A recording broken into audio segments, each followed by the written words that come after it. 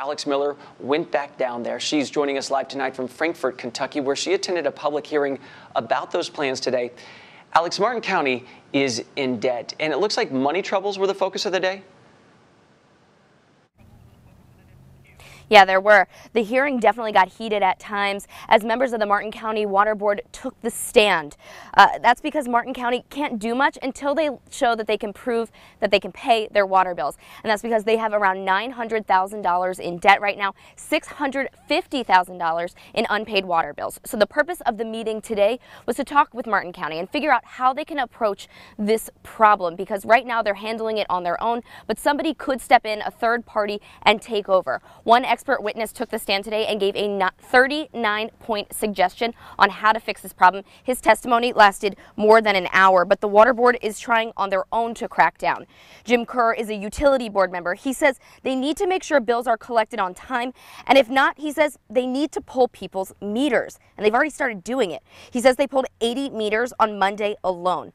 I spoke with Nina McCoy. She leads the Concerned Martin County Citizens Group. We've talked to her before. We talked about her testimony and what she thinks of the suggestions.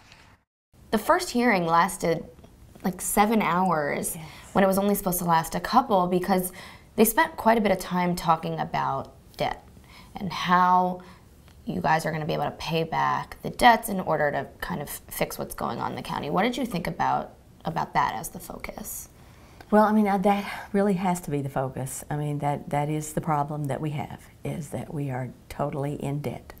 So I can understand why this is something that the PSC has to address. Why they haven't addressed it before, I'll never know. So what are your thoughts about paying down the debt before you can fix your water infrastructure? You know, it's like a catch-22, you know. It's like we need the money in order to fix things so that we don't lose water, but we can't, you know, we can't get the money until we don't lose the water anymore.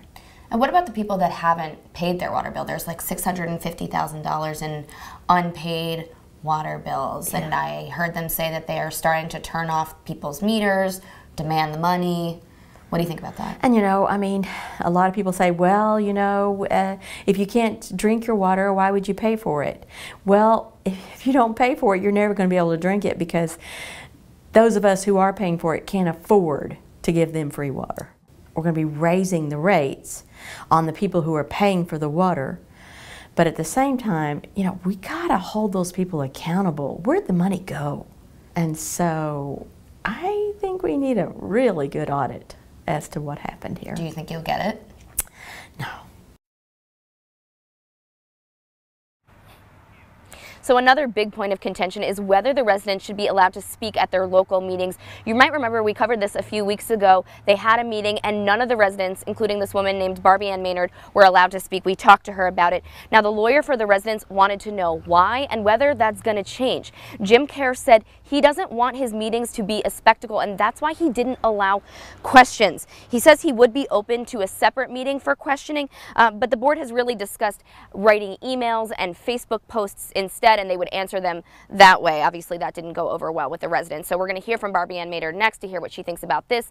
She says, though, she's been following this for almost 2 decades, and she thinks that there really might be some change on the horizon. We'll send it back to you, Chance.